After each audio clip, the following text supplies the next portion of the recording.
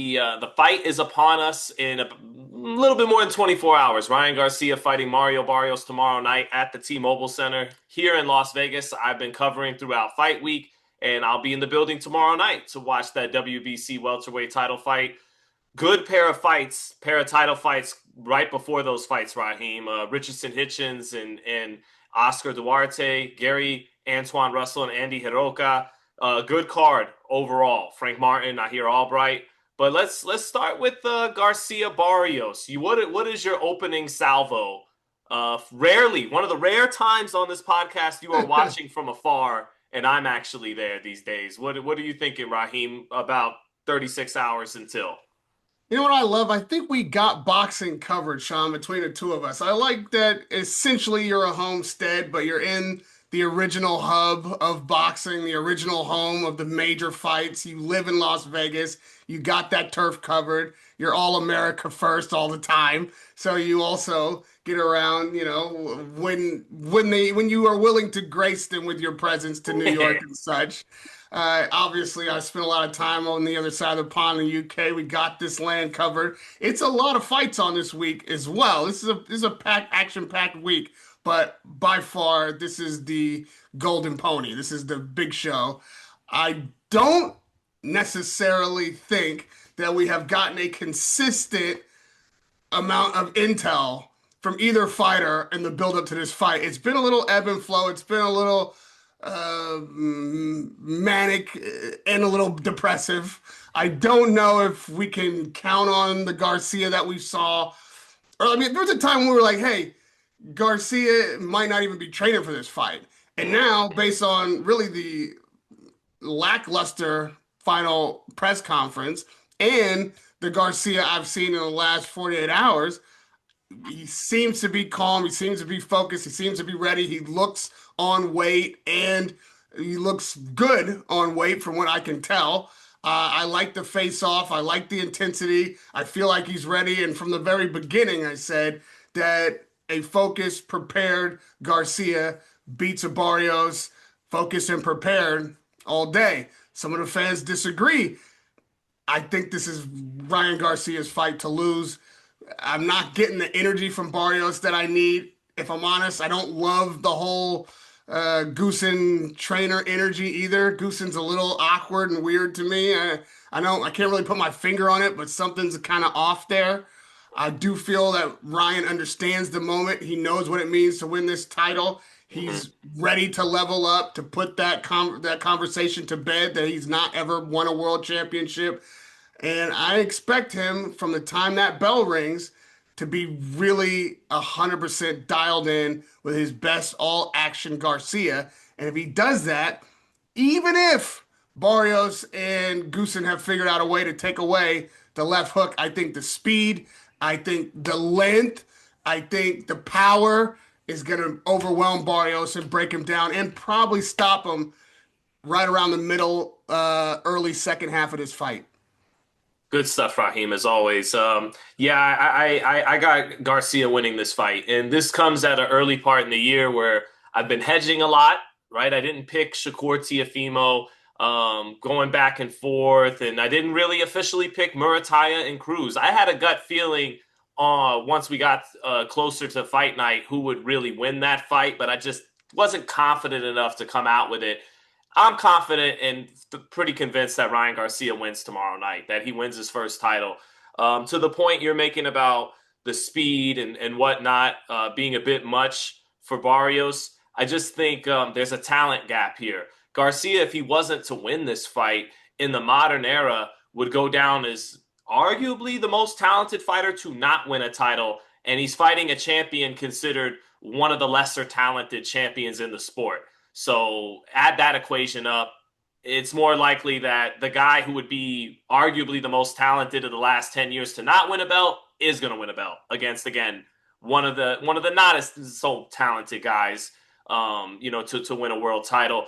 And I think, and I talked about this with Sergio Mora yesterday, who's on the call, that quick twitch that Garcia has, Barrios does not really have to that extent. And Jim Lampley would talk about thoroughbreds versus worker bees. And Garcia is more of the thoroughbred. Barrios more the worker bee. Yes, like we said before, hard work can beat talent when talent doesn't work hard. And slow and steady can win the race. Maybe Barrios can weather some early storms from Garcia, make Garcia have to fight 3 minutes of every round. Joe Goosen is very good at the catch and shoot game. It led to Chris Arreola giving Andy Ruiz a lot more hell than they thought when Arreola was well past his prime and Ruiz wasn't that far removed from knocking out Anthony Joshua. But just that steady, consistent catch, work, work, catch, work, work. It made it a more competitive fight than we thought it would be. So you never know. I don't count Barrios out, but the pick is Ryan Garcia by stoppage. And Rolly Romero and Gervonta Davis, the two fighters that beat Ryan Garcia, they had that twitch. Say what you want about Rolly Romero. He is born with a certain level of gifts and firepower and quick twitch talent. Like, that's why he was able to compete with Gervonta Davis. That's why before getting stopped. That's why he was able to beat Ryan Garcia in part. He has what they have. Barrios lacks that in comparison. Yeah, go ahead. Yeah, Barrios, if he had more reliable power, maybe It's without decent. the twitch, he could potentially break Garcia down, catch him between punches or something like this, because Garcia is going to give you opportunities to hit him for sure. He is going to have his chin up. He's going to swing wide. He's going to be there for the counter punch. We saw Rolly knock him down. However, he couldn't get the job done. Rolly is not a particularly heavy-handed fighter. But if you can catch Ryan off balance, you can catch Ryan with his chin up, you can catch Ryan between shots. But to stop Ryan, like Tank did to the body, you're going to need power. He's not just going to stay down, lay down. So I'm not sure that I see what I should say. I'm not sure I see from Barrios what I need to see to believe that one of those opportunities that Ryan gives him is enough. And if one opportunity isn't enough, then he has to continue to create opportunities to take advantage of every porous moment that Garcia has. And for that, I just feel like you need speed or you need a Ryan off his game. And I don't see Ryan coming in this fight off his game. So that means the Barrios that we're looking at, or at least that we've seen in the past, doesn't have the speed or the tools to create the opportunities that he would need to stop Ryan. Now, maybe there's a case to be made that Barrios wins this thing on points, but again, I'm not sure how that happens if Ryan's able to accumulate points throughout these rounds, win these rounds, really by a preponderance of punches. He is able to put punches together because of his speed. And the way you stop that is by countering him and catching him between shots. I don't see Barrios having the ability to do that. And he's also just not going to walk Ryan down, which I think some fighters might be able to do who have the punching power, who, like you say, the catch and return. What you need to be able to do to make that effective is that means that you're creating the pressure. That means that you're the fighter who is backing the other guy up. That means that your returns are landing and you're making the other fighter keep his hands at home. I mean, does Barrios have the skill set to make the catch and return effective? He has a good, solid base. A lot of fighters tell me he gives up his height too much. He bends down too low at his height. I think he has decent power, but Fernando Vargas just told me a few days ago the same thing you just said. He questions Barrios's power and thinks that's definitely an advantage for Garcia. I think he has enough I mean, don't forget, he dropped Yordenis Ugas twice. He has scored some knockdowns outside of Pacquiao in his last several fights. Fabian Maidana, Ugas, Ramos dropped him, but he dropped him as well. So I think he's got respectable power. But maybe all he can, maybe he'll be able to produce a Luke Campbell like moment, maybe even drop Ryan Garcia tomorrow night. But Rolly Romero and Gervonta Davis, in addition to that quick twitch, had the kind of thunder that made Garcia have some fear. And I think Barrios will have enough to make him have his respect, but maybe not enough to put that fear in his heart a little bit. That he's banking on to win this fight. He feels he's got more dog in him than Ryan Garcia, get him to deeper waters, and that's where he can have success. But yeah, I got Garcia. And one thing to note about not loving Goosen and Barrios' energy, I said when this fight was announced, Barrios will carry more contempt into this fight and less being having way too much respect for Manny Pacquiao, for example. The contrast in who they are, personality wise, that Aztec conquistador fun I was having with it, that would bring a little bit more contempt to the dance from Mario Barrios. Instead, I've seen him recede a little bit into his real modus operandi, which is I don't really love these bright lights like that. I'm a low key guy. He had an interview earlier in the week with Ring where they're asking all the fighters if you could be any celebrity you want and trade places with anyone in the world, who would it be? And everybody had fun with it. I'd like to be Future. I'd like to be Drake. I'd like to be this guy. And he went, I fucking hate these questions, which I respect that response. I think that's actually a good response. But the point being, he's not bringing the fight week this, I'm here to expose this fraud. You know what I mean? He's not bringing that kind of energy, and contempt. It's more like he's being Mario Barrios. He's receding a little bit into let's just do the fight and I'm here to do my thing. And to your point, like you said, Garcia has it written all over him that this is my moment. This is the time. It's overdue. I go over. I become world champion. I'm winning this fight. If Barrios wins this fight, it'll be because Goosen gave him the right game plan. And potentially, another way to look at his pre-fight behavior, attitude, a bit receding from the shit talk, could be the way he approaches the fight. And what I mean is maybe he sits in the pocket and is able to catch Garcia punches, take away the left hook, and wait on his moments, not unlike the moment that Garcia presented to Luke Campbell, not unlike the moment Ryan Garcia presented to Rolly Romero. I won't say that what Tank was able to work towards is readily available to Barrios, but if Barrios is patient and able to handle Garcia's power, take away the left hook, catch shots, and wait for his moments, and just load up and hit Ryan in those moments, you can obviously knock him down. When I say his power, I think for him to take control of the fight, for it to be his fight on the front foot, he'd have to walk him down. He'd have to break him down. But there's another way to get this job done, and that is wait for Ryan to make mistakes, which Ryan will make plenty of. And not just because that's how Ryan fights, but also I think Ryan might lack some respect for Barrios until Barrios earns that respect.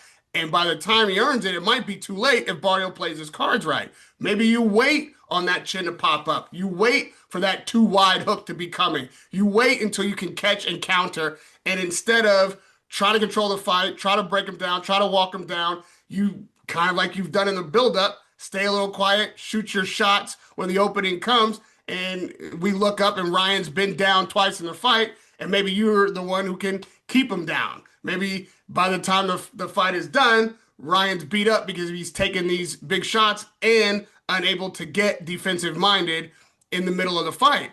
That's what Goosen can bring to the fight. He knows where Ryan's weaknesses are. All due respect to Senior Garcia, I don't think he's going to be training Ryan to close those cracks or to fix those issues. I do think his father in his corner is a good idea. I think mentally it is a sound way to go. I think they're gelling. That's great. Ryan goes in confident. I like the family affair on this occasion. However, I don't think his father is going to do anything that creates difficulty for Goosen to break down either pre-fight in the strategy or during the fight in the adjustment phase. So that might be an advantage. That might be where Goosen gets his revenge or gets his get back or makes his point. But if it is, that means that we're going to be looking at a patient, even somewhat potentially boring. Maybe, I mean, forgive me, don't call me the next Max Kellerman, but maybe a Winky Wright style, really cover up, catch, and take your opportunities from Barrios.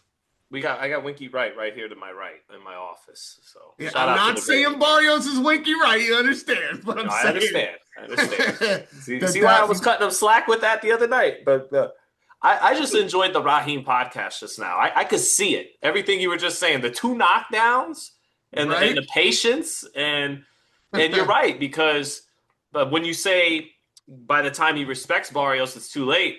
You know, Mannix at the presser yesterday. I know you were watching. He said, "Can Barrios?" You know what was funny about Mannix quoting an interview with Barrios talking about wanting to test his heart and everything.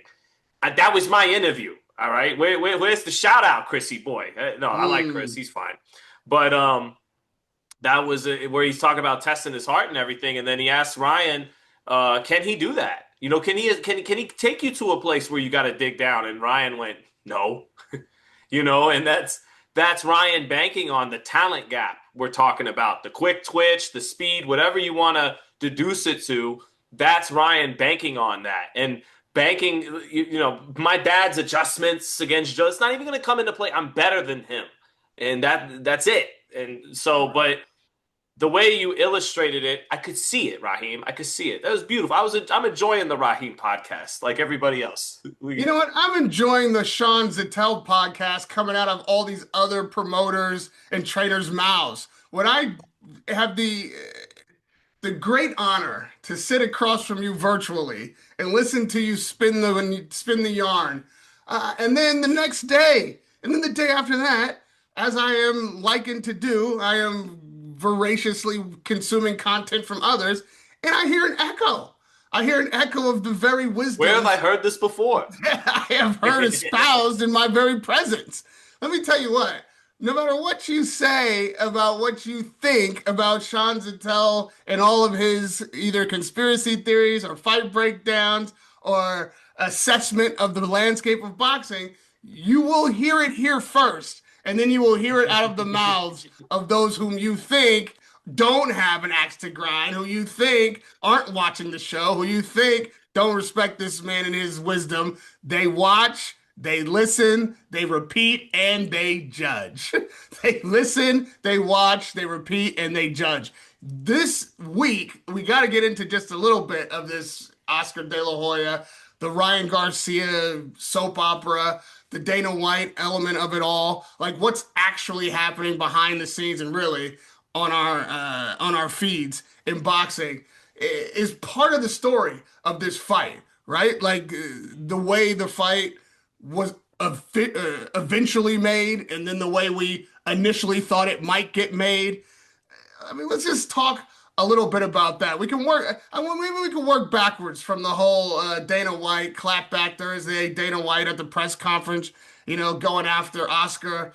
I thought it was one of the best clapback Thursdays I've ever seen. And you know what? I'm going to say the best clapback Thursday. If for another reason, then he wasn't in his banana hammock. He didn't have his shirt off, and he was making sound points after sound points. Wasn't that funny? But it was maybe the most poignant and interesting one.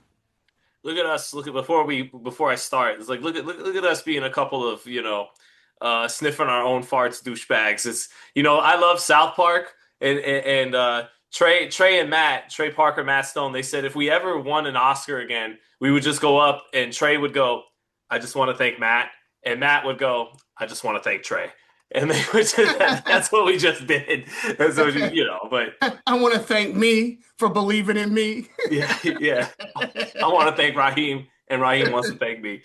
No, but the point Raheem's making is everything Eddie Hearn said in his own clapback Wednesday, whenever he said it, was what I had said 24, 48 hours before he said it about Dana White. You have a daddy too, and it's Turkey a la Sheikh and all this stuff. And the funny part is they both that he is both of their daddies. Okay, so Eddie, I once asked Eddie Hearn about Turkey, and he said, I would shine his shoes.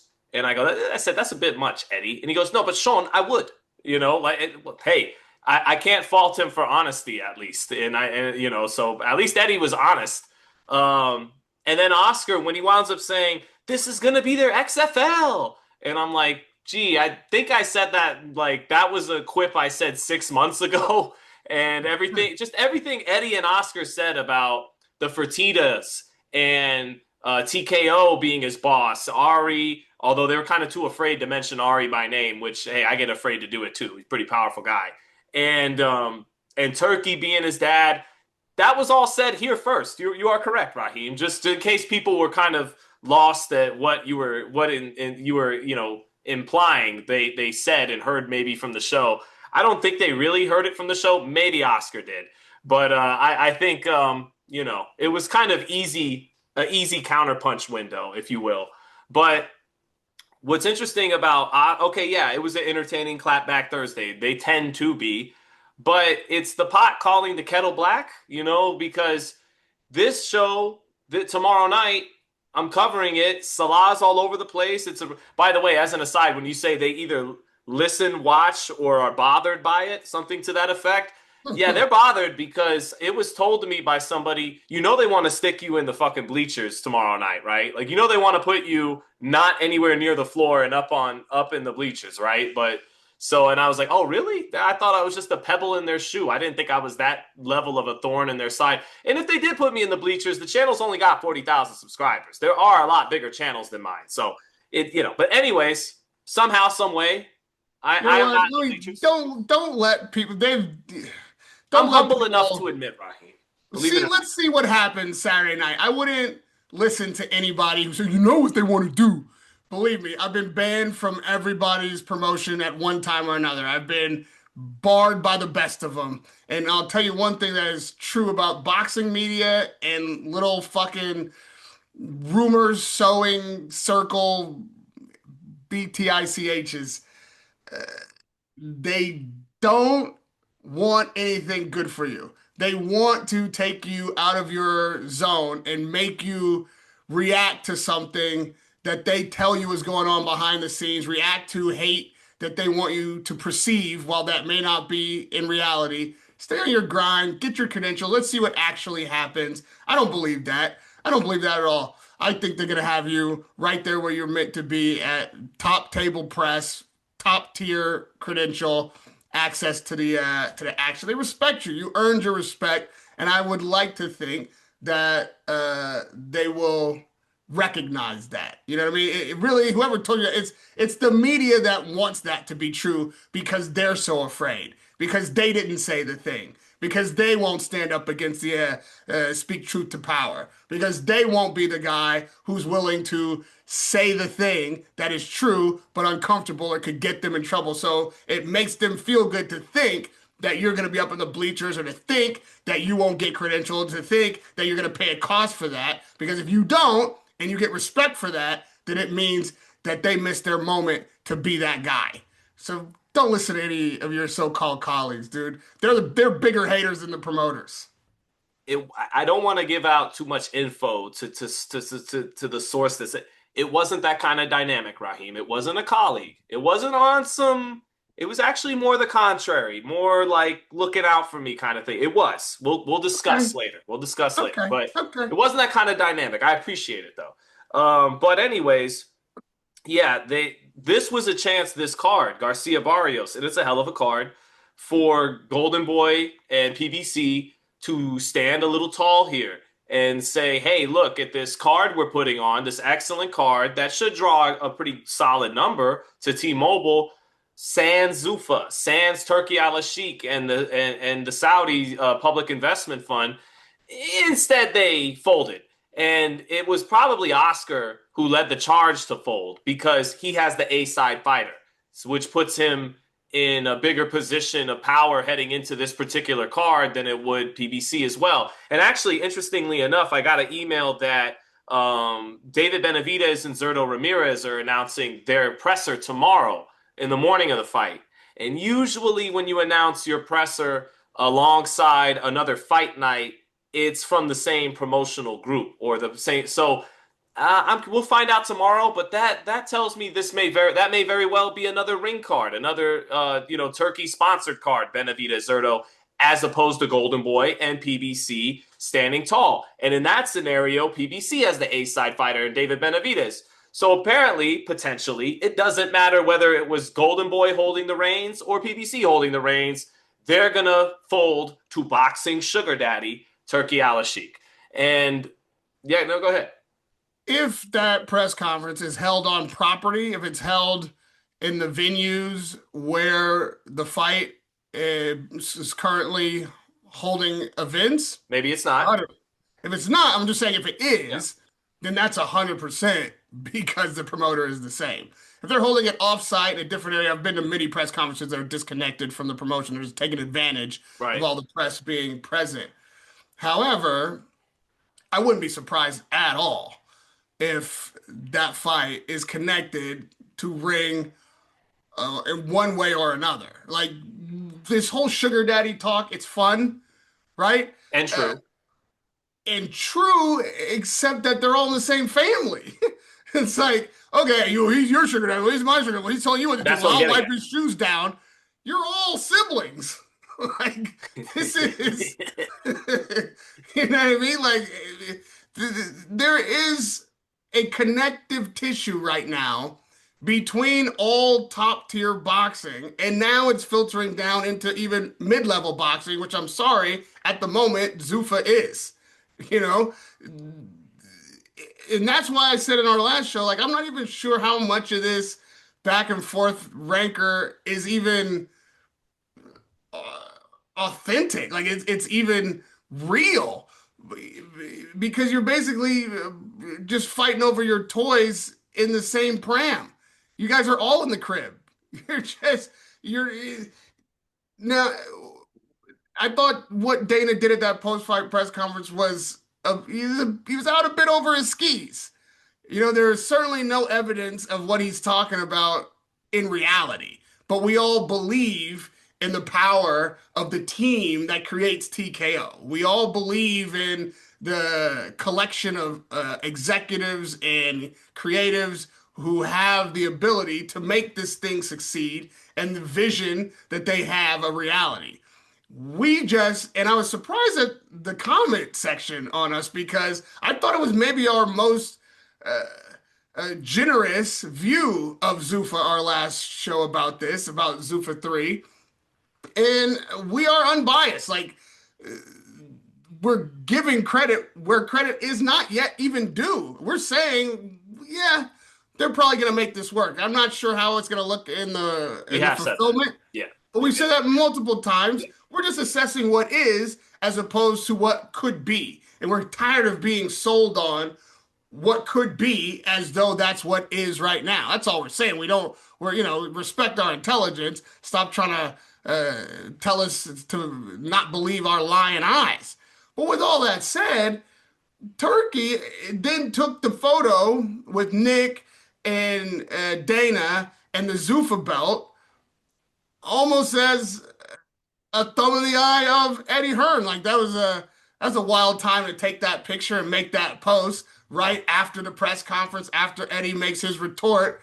It's because Turkey likes watching the kids fight.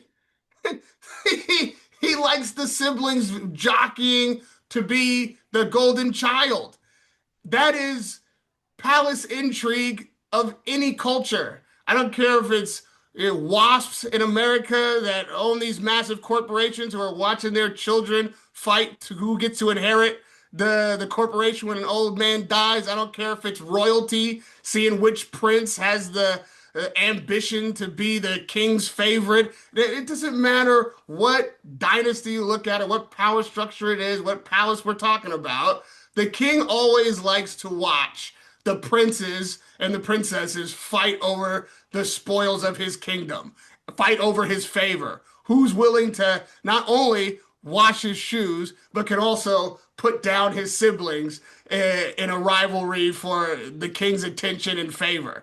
That's what I believe we're looking at. And I think His Excellency, Turkey Al-Sheikh, is enjoying all of this. And none of it really is legitimate competition if Turkey is the one who can step in and make a fight like Garcia-Barrios happen when the kids can't figure it out. Every time he allows it to get far enough so that we in the media, we in the fan base see that it's dysfunctional. And then what happens? Here comes Ring. Here comes Sulla. Here comes His Excellency. All right, I don't care if it's uh, Eubank Ben or if it's Garcia-Barrios or if it's Crawford Canelo, whatever it is, when it is obvious that the kids can't get it done, here comes Daddy to quiet everybody down and tell them this is how it's going to be. If you don't like that, then to Sean's point, you're going to have to figure out how to do it on your own. And you're going to have to, at some point, say no to Daddy and be like, nah, I got this. We got this. We can make this show happen. We will eat what we kill and we'll put on our own promotion with our own money, with our own network. And we don't need Daddy to come in and tell us how it's done. Nobody's willing to do that, either out of greed, incompetence, immaturity, or just flat out, at this point, inability. Every time he steps in and does that, he makes you less and less capable of doing it on your own next time. So yes, in that sense, you're all children and you all have the same daddy, and we're just watching siblings squabble. I agree with everything you said. You just illustrated any point I could make perfectly, except we just call him Turkey, Raheem. With the big titles and this excellency, just call him Turkey. Oh, Ask you something, Sean. what are you Is doing? there somebody in boxing who's more excellent? You looking at him right here, both of us. What are we doing? No, I will not disagree yeah, when it comes to these microphones, yeah. but when it comes to those promotions, when it comes to those deals, when it comes to making these fights, you gotta give it up where the credit is due. We I gonna don't have a call did problem. we call Don King and Bob Arum their excellencies? They did 30, 40, 50, 60 fucking years of amazing fights. You Fights called so him good that you'll King. never see fights that good again. I You could called yeah, Don King. King could have easily called him that's his Don last Criminal. name. Could have That's easily actually his called him last name Don. on the birth certificate. I could have called him felon Don King. I They called Bob did. Arum the chairman because he is. I call His Excellency excellent because he is. All right. Because he is. I know it's an uncomfortable truth, but we got to be truthful about all the things. The guy makes it happen. I look what I just laid out for you, and you agreed with every bit of it. You gotta give him the respect due. If you don't like it, then do something about it. And what that means is do for self. Stop letting Daddy make your meals. Stop Okay. letting him settle your fights. Stop letting him send you both to your respective corners and do the business himself and tell you how it's going to be. And I will not be surprised if you learn at this press conference come tomorrow morning that the same thing is true for Benavidez Zerto. Like that's part of the bigger plan. That's right in there in the mix. I mean, I wouldn't be surprised if after the Zerto fight, if Benavidez is successful, that we might be looking at Benavidez Opataya. Yeah, yeah. Which You we understand? were Like the first ones to say that could be a thing. that could be a thing. Yeah. And that is all in the excellent universe. That is all part of the big web. And you can't deny it. You can't deny it. And also, last thing on this point, I don't want to get too long-winded about the excellence, but people get a little, hairs up their ass about this thing. But it is not uncommon in certain regions of the world for His Excellency to be a title of a highly placed government official. That's not just some moniker he placed on himself that nobody else uses. It's the same, and although it's not a legal term, but it's the same as calling a judge your honor or calling a senator who is far from honorable. We've got plenty of those in America. The honorable so and so from Kentucky or whatever. Like it's one of these titles that you get if you're in that position. There's plenty of African high-ranking officials and government officials who use that title. Plenty throughout the Middle East. It's not that uncommon. And the guy has earned it. I can't think of a more excellent promoter in the last 2, 3 years than His Excellency Turkey Al Sheikh. And until you can change it till these kids start standing up on their own too, call him what he wants to be called. Yeah, to consolidate the point you made well, which is look, it was entertaining, Oscar, entertaining, Eddie. I laughed, I enjoyed it, but you're in the same boat, so whatever. Anyways, back to Garcia Barrios. I asked Ryan yesterday after the presser in these very brief scrums we get now. Remember back in the day, hey, since people love hearing media bitch. Remember back in the day, we'd have a grand arrival, which we didn't have this week, but we'd have a Mm. grand arrival. They take the fighter to the back in the VIP room at the MGM. 45 minutes. Fastballs coming their way from all of us. Then you get to the press conference. 45 minutes before the press conference. Everyone firing away. Then after the press conference, 30, 45 minutes firing away, right? So by the end of the week, the media corps as a whole got about an hour and a half, 2 hours of time with the main event fighters. And over time, it dwindled down into 45 minutes and then 30 minutes and then 15 minutes. Now it's like 2 fucking minutes, Raheem. All right. But whatever. It's okay. It's all right. We adjust and do what we got to do. So I 2 minutes asked for the him, hand-picked, not even the whole press corps, not even the which whole thing. Right. Right. isn't even. What am I get I into? mean, it That's was always crazy. kind of handpicked, but it was a large group, and it was the right, not to be I mean, I was once on the outside looking in. You were in that VIP room, and I was not. When I had to cut my teeth in the early 2010s, it was the right people in there. And eventually, you could earn your way into that room if you did what the hell you were supposed to do, and I did, and you did, and we were in there with a lot of other people, and that was back in the Dan Raphael, Kevin Iole days, mixed in with Fight Hype and Fight Hub, and then there was that period where both writers and YouTube media were in there, and iron sharpened iron in those scrums, right? Mhm. But anyways, in the brief 2 minutes we had with Ryan Garcia, I asked him, I said, is this fight at all about silencing the narratives when the Haney fight was taken away from you? And I understand you had your defense against that, your theories about that. But is this fight, if you perform well, a measure against silencing some of that and proving that at the championship level, you can really do this and it's not just bogged down and mired in the Osterine thing and the PED thing. And, he kind of rolled his eyes and said, I'm sure they'll find another angle and all of that kind of stuff. I'm going to put it to you. I'm going to ask you, do you think if he knocks out Mario Barrios, because read the comments, you could read, there will be comments in this video. Any video we discuss Ryan Garcia or any tweet that's popular about Ryan Garcia, there's a large section. And yeah, a lot of them are Devin Haney fans, Shakur Stevenson fans now, since those two are talking about circling each other in a potential fight. Stephen A. Smith talking about it with Shakur Stevenson, Shakur entertaining it, Ryan saying he's going to call that out after the fight. But it's not just Devin Haney and Shakur Stevenson fans. A lot of it is boxing fans, people that don't have a horse in the race, who are just fans of the sport. And so I ask you, do you think this will go a measure in doing it? And I have to get it off my conscience that I got to say it again for the 12th time over the last couple years. Nothing would surprise me at this level. Garcia's physique looks tremendous. Barrios is a snack fighter. So is Shakur. So is Bam. So is Virgil. So is Devin Haney.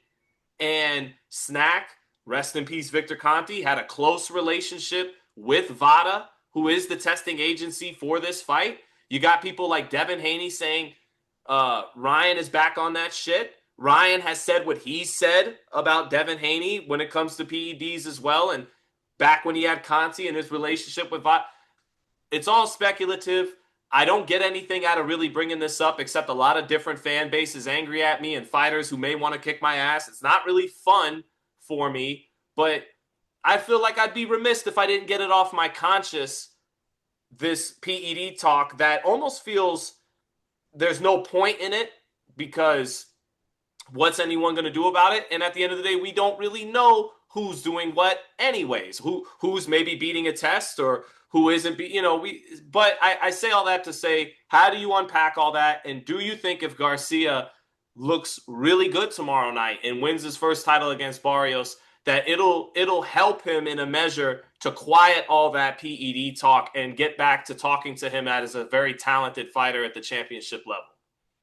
Just to make a clarifying point for you, even though you have said it, the fact that a fighter is a snack fighter does not mean that No, they are a cheating fighter. Does no. not mean that they are on any type of performance enhancing drugs. Doesn't mean anything unless you've been caught. Ryan Garcia must win this fight. Otherwise, the likely and legitimate narrative will be, well, clearly, regardless of whether it was a trace or he still is denying he took a year suspension, he popped dirty on the test. He clearly is a different fighter before having been caught to after having been caught. If you lose to Rolly and then you lose to Barrios, you're going to have a very difficult time convincing me or just about anybody who is objectively minded that something hasn't dramatically changed between the Ryan that we saw before the PED test being popped dirty and post PED test being popped dirty. He needs to win this fight for so many reasons. And that is not even the least of them. That is a fundamental part of his narrative that he has to solidify as not something you can reference as fact. If he's going to hold up in any way his resistance to the idea that he was cheating before and this is what he looks like after not being able to cheat anymore, then he needs to look something like the Ryan Garcia that we saw at his best. Barrios is a beatable fighter by that Ryan Garcia. And that Ryan Garcia, like I said, has a porous defense, will swing wild, will give you plenty of opportunities to counter all the problems. Even with those problems, that Ryan Garcia at his best should beat Barrios. And if he doesn't, not only has he missed his opportunity to become a world champion with, as you rightly point out, one of the lesser world champions, not by your estimation, the worst of the world champions holding a title in the division. Gotta be But Lewis Crocker. Sorry, Lewis Crocker. Sorry, I, sorry. I didn't want to say it, but I knew you would. So the bottom half of the belt holders in that division. It's a winnable fight. It's in Vegas. He should be able. He's got plenty of time to prepare. All the things. He's got no excuses, right? If he doesn't win this fight, not only is he not a championship level fighter, he might also be a full-blown cheater who cannot reclaim his former glory without cheating. That's going to be the immediate narrative, no matter what the fan base of Ryan Garcia says. Anybody who is objective minded is going to have to lean on that narrative. Ryan cannot let that become solidified as a part of his legacy. Saturday night is the night that is either sink or swim. Either Ryan is off to the races, he's in the conversation, you want to hear about the Shakur fight, he's got a world title, people are going to want to take it off him, and he is in there for the major fights coming up. Or he's a never was.